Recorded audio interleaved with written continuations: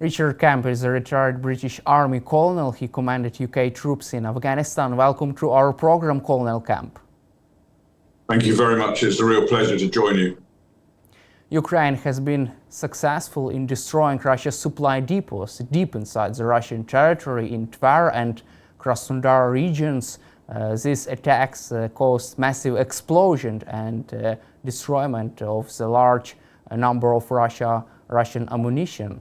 What is your take on this development and how could it affect the current situation in Ukraine? I think it's extremely important that Ukraine does this.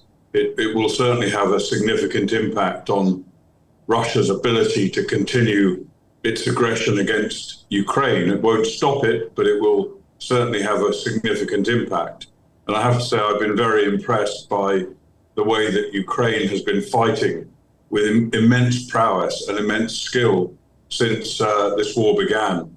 And that includes individual battlefield heroism by Ukrainian soldiers, by great skill by Ukrainian commanders, and immense innovation by Ukrainian technicians to develop homemade munitions, which have been used quite extensively throughout the campaign, sometimes to strike deep inside Russia. If such strikes continue, how would it impact Russia's war effort in Ukraine and their logistics?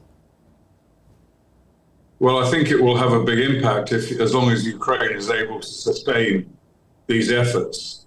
One of the most important things that any army can do is to hit deep inside the enemy's depth to substantially reduce its fighting capability. It's not just about killing soldiers on the front line. That's obviously very, very important, but it's also about hitting their ability to sustain themselves, whether it's munition, whether it's fuel, or other supplies being brought forward, all of which are vitally important to sustain Russia's war effort. Also, Ukrainian President Volodymyr Zelensky says that Ukraine now is able to produce 4 million drones per year. What would it mean for the Russian side, and would it mean that Russia would not have this sanctuary inside Russia because of the amount of Ukrainian drones? I think it would certainly make a really big difference. Obviously, Russian air defenses are pretty effective. It's one of their, I'd say one of their greatest capabilities is air defense. But faced with the volume of drones that President Zelensky has spoken of, I think it's quite possible that a lot of that air defense could be overwhelmed. And drones are actually, compared to other missiles, are relatively difficult to deal with. So it's a very good decision, in my view, for Ukraine to focus a lot of effort on drones. We've seen the success of drone attacks, both by the Russian forces and also by Ukrainian forces in this war. I think drones, in many ways, are a big part of the future of warfare, and therefore it's an important effort that really needs to be sustained and expanded. Also, it seems like Russia fails to protect its own supply depots inside Russia. What are the biggest challenges for the Russian army in terms of anti-aircraft systems, in terms of this work of anti-aircraft systems? Well, I think one of the most important things in any war nowadays is to try and disable these anti-aircraft systems by electronic warfare predominantly, or indeed striking the launchers themselves. But I think if you look at many areas of Russia, they're not well defended. Russia has finite military forces, and most of them are focused on the front lines inside Ukraine. So the effect of a sustained Ukrainian attack in depth in Russia is to stretch those air defense resources and indeed force Russia maybe to move some of them back from the front line, which makes their forces there more vulnerable, but does protect their very, very important rear areas of bases and logistics supply points. Ukraine also finalizing its plans to develop a long-range ballistic missile. The statement was made by President Zelensky. What would it mean for the Russian side in terms of their anti-aircraft systems and the war effort? It's a big threat to the Russian war effort. The combination of drones, large numbers of drones and large numbers of ballistic missiles represents an enormous peril for Russia. Ballistic missiles, obviously there are forms of defense against them. And I'm here in Israel at the moment. Only last night, 180 Iranian ballistic missiles were fired at Israel. Most of them were defeated by Israeli air defense systems. And that shows the value of these systems and the way that they can take out ballistic missiles. So Russia has to really choose and figure out a balance between the air defense systems out on the front line and the ones it uses to protect its rear areas. And equally, Ukraine will have to do the same. Ukraine has also been the victim of Russian ballistic missiles as well as drones and other forms of strike. And it's another critical consideration for Ukraine is further development of air defense systems. Russian counteroffensive in the Kursk region has failed, according to the German newspaper Bild. Also, Russian dictator Vladimir Putin ordered his troops to liberate the Kursk region before the October 1st. However, Russian troops failed to do so. What is your assessment of the situation in the Kursk region? Well, I think Ukraine's offensive in Kursk was a phenomenal success. It took Russia hugely by surprise. There were no real defenses against that kind of operation, which Russia clearly was not expecting. And Ukraine has managed to seize a significant amount of Russian territory and hold on to it.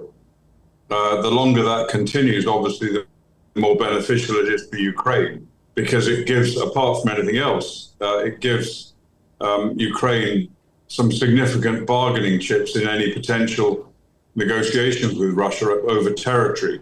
We'll have to see how that develops. But the other benefit of the offensive is that it potentially will take away forces from the front line so that Russia can deal with it.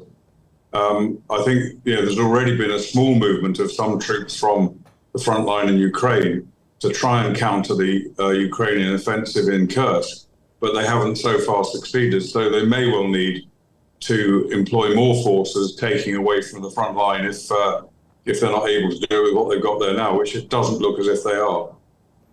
Do you feel that the Ukrainian army would be able to hold this terrain in the Kursk region throughout the winter? Obviously, it's something you can't really foresee, but a defending force in winter is much stronger than attacking force. The weather makes a big difference to the way that an attacking force can maneuver against a defending force. So it is possible. It depends how much might Russia decides to employ against the incursion into Kursk as to whether Ukraine can hold on. I hope they'll be able to if they decide that that's what they want to do. But we'll have to see how the situation develops and how much resource of Russia thinks it needs to put into to ejecting Ukraine from the Kursk region. Also, President Zelensky returned from the United States without U.S. authorization to use long-range strikes to conduct the strikes inside Russia. Do you expect the United States and the United Kingdom to allow Ukraine to strike inside Russia before the beginning of this winter? Well, I would certainly hope so. I think that's one of the biggest failings of the West, the US in particular, to allow Ukraine to use the long-range weapon systems that it's supplied it with effectively against Russians. Russia is able to strike from long range into Ukraine. Ukraine, except for its own, the systems it develops itself, is unable to retaliate. And that's obviously something that is, in my view, a terrible misjudgment from the West. And things like the ability of Russia to attack Ukrainian forces with glide bombs, which could be interdicted by long-range systems has been very, very damaging for Ukraine and will continue to be so unless the US changes its policy. I think the UK, certainly Prime Minister Starmer, who's the new Prime Minister in Britain, expressed his desire to allow Ukraine to use Storm Shadow and other long-range systems that have been provided. But that was something that was rejected by the United States. It's the United States' responsibility really to lift its restrictions on this. Of course, it's not as simple as Ukraine just using them. Ukraine depends on Western surveillance and intelligence systems in order to target these long-range weapons. So it does need full buy-in from the United States. I hope that'll be coming. But unfortunately, it's part of a pattern. The US has been extremely strong in supporting Ukraine since the beginning of this war, but not strong enough. It hasn't. It's much of the munitions that have been delivered, like tanks, aircraft, long-range missile systems, engineering equipment, has been delivered too little and too late. And it really, I would hope that President Biden will reverse his decision on the long-range missiles, but I'm not that confident. With the election coming up, he has so many considerations to make, and I'm not sure that that's one decision he will take. I hope I'm wrong in that. Also, yes, intelligence agencies believe that Russia would retaliate with a lethal attack if the West agrees to allow Ukraine to strike deep inside Russia with Western-made weapons. Do you believe in such scenario? I think we've seen so many threats by Russia, by Putin, including to escalate to use of nuclear weapons in the past. Personally, I don't think there's much value, and I don't think much credibility should be placed behind that, certainly in terms of attacking NATO countries in retaliation to use of Western long-range weapons. I think it's, in a war situation, even if NATO is not fighting that war directly using its own forces, it's very easy to become afraid of an enemy. And I think it's a mistake to do so. NATO countries have done a great deal in supporting Ukraine, but not enough, as I said about the US. And I really, this incursion into Russia in Kursk was probably the worst blow that Russia's had. Yes, it's had severe damage to its Black Sea fleet. It's had a large number of casualties inflicted, but actual conquering of large amounts of terrain in Russia for the first time since the Second World War is one of the biggest blows it's faced.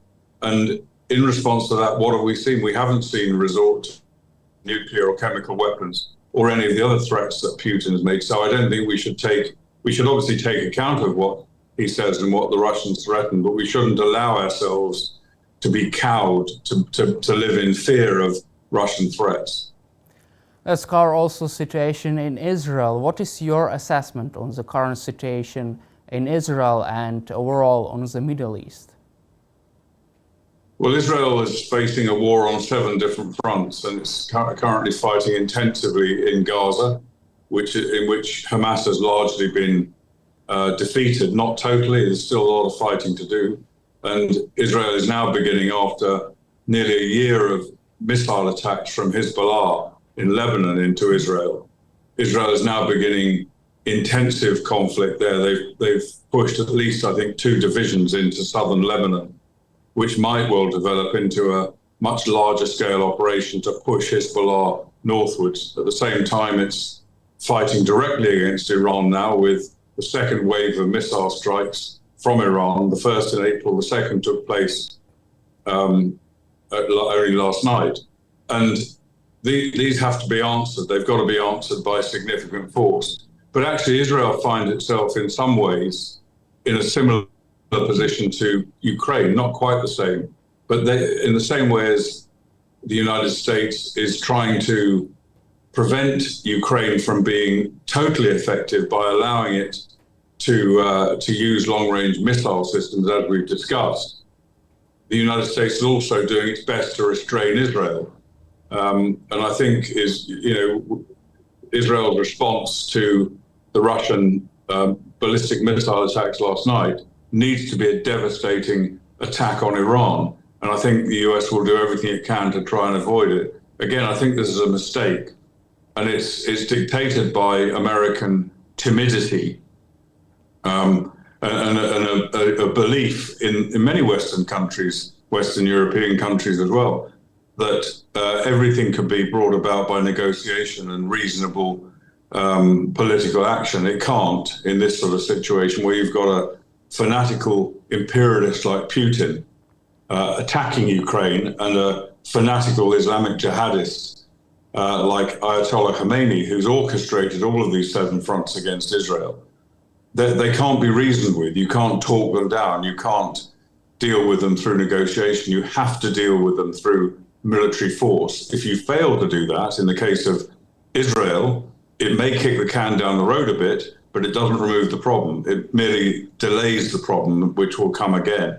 And in the case of Ukraine, the same applies. If the West doesn't allow Ukraine the sufficient capability to defeat Russia, then again, we could see negotiations, we could see some kind of peace agreement, but it will only be a temporary one. It won't be a permanent resolution. These situations where you're dealing with people like Putin and Khamenei have to be resolved with military might on the battlefield. Do you expect Israel to retaliate and to destroy Iranian nuclear program? I certainly expect a significant retaliation from Israel, and I'm sure that's already planned and ready to go. Whether that includes the Iranian nuclear program, I don't know. I think it probably should include the Iranian nuclear program. Israel's already done a great deal of damage to that program by covert operations, sabotage, assassinations of key scientists and high-level people involved in this program. And the nuclear program threatens the world, not just Israel. It threatens the Middle East and threatens the world and needs to be stopped. But short of that, Israel can do a great deal of damage to Iran, both including hitting their military targets and also hitting oil facilities, which are a major source of income for Iran, which allows it to carry on its aggression. It allows it to fund its proxies all around the region. It allows it to continue this war. And I think that Iran needs to be taught a very sharp lesson. And not only will that have a direct impact on the Iranian capability, it also potentially, depending on how it operates, it could potentially cause the downfall of the Khamenei regime. There's a great deal of resistance inside Iran to Khamenei, and it continued shows of weakness by Iran, I think, could encourage dissidents inside Iran to try and bring down the regime there. You could argue something similar with Russia, but I think the Russian regime is considerably stronger than the Iranian regime. But I think, again, depth strikes that we've been talking about, those sort of actions against Russia will demoralize the Russians and potentially could lead to the destabilization of Putin. As we know, Iran destabilized situation not only on the Middle East, but also in Ukraine by producing Iranian drones Shahid, by also providing Russia with such long-range drones. Iran also destabilized situation, influenced the situation, supports the aggressive war, Russian war against Ukraine. What are the chances for Israel to try to speed up the removal, the regime change in Iran in the long-term and short-term perspective? Yeah, I've been in Ukraine while Shahid drones have been fired into some of the places I've been. So I've witnessed it as I've witnessed Iranian drones and missiles being fired into Israel. So the two things are quite intimately connected. And I think anything Israel can do to severely damage Iran's capabilities will have potentially an effect on their ability to supply Russia. But also it could, as I mentioned, it could lead to regime change potentially inside Iran. And obviously we don't know how that would unfold and what the developments would be, but it could certainly potentially impact severely on Iran's ability to resupply Russia with drones. Of course, it's developed beyond direct supply of drones from Iran to Russia, and now Russia has its own facilities to construct Iranian drones inside Russia. So the effect may be limited, but it will certainly be potentially significant. Do you feel that Ukraine has the same fate as Israel in terms of the long war of attrition against its enemies? Well, Israel has been under attack almost constantly since 1948 when it was founded. There's been some periods of relative quiet, but by and large, Israel has been attacked by Arab nations, by terrorism, by Iran, for all of that time. Ukraine, of course, itself has been subject to long-term Russian attacks since the initial invasion of Crimea. I hope that Ukraine will not face the same long-term conflict as Israel does. And the way to avoid that, in my view, is Western strength. Ukraine is fighting very, very hard and very effectively, as Israel is. But both countries do need the support of the West, particularly the United States. Political support in places like the UN and around the governments of the Western world, but also military support.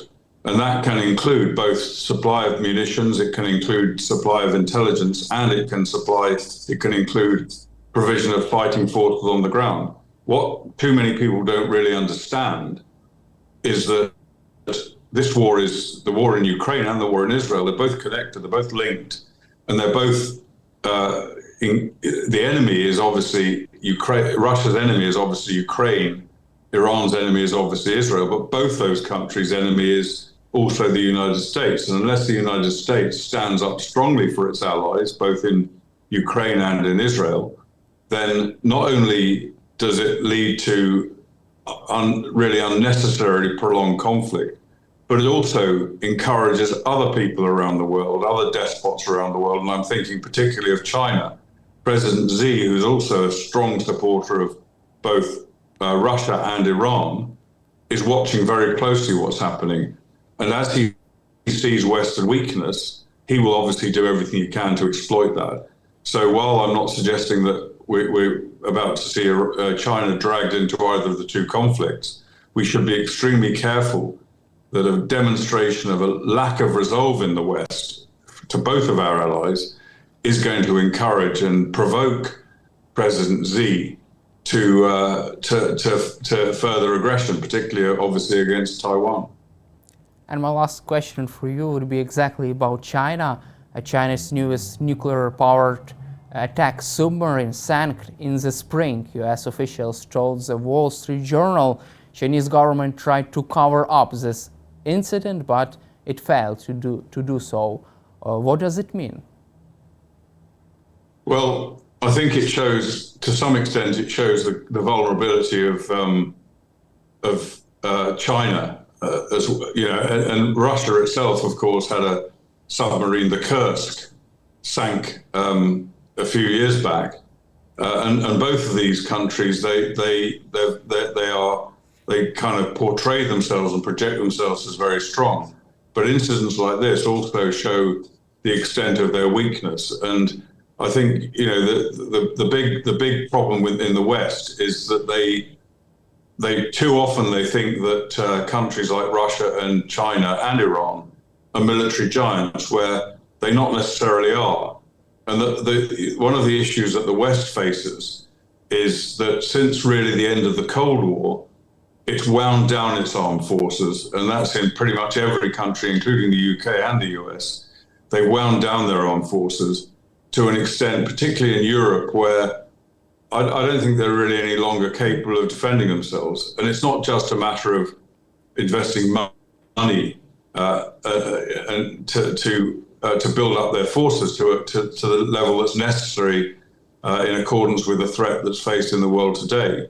But it's also a matter of political will. And we've seen that over the Ukraine war. We've seen the failure of political will, which has led to very, very timid responses sometimes to what Russia's been doing. It's led to the kind of delays I mentioned before about the supply of munitions. Let's just think of Germany, for example, which restricted its own contribution to Ukraine to steel helmets and medical equipment a few years well, at the beginning of the war. That's obviously developed further since then, but I think it does illustrate the lack of political will in the West, which has allowed itself to be seduced into thinking that there's no future conflict, and that conflict can always be talked down and negotiated with, and unfortunately that is not the case. And the West will continue.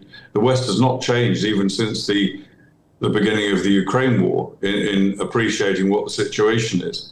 And the United Kingdom, for example, has been progressively winding down its armed forces since the Cold War and continues to do so. The British armed forces today, even in the face of the worst war in Europe since the Second World War, the UK continues to reduce its forces. And it's not just about military capability, but it's the message it sends. There's a saying that appeasement provokes and strength deters. And unfortunately, in the West, we're erring much more on the side of appeasement nowadays than we are of military strength. And do you feel that Chinese and Russia's military capabilities are overestimated by the West?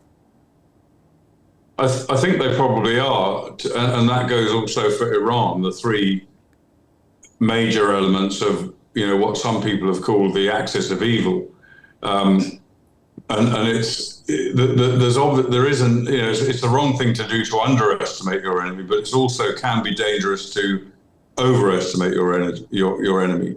The US remains the most powerful military force in the world, but it can't handle everything alone. It has to rely also on allies. For example, if conflict did break out in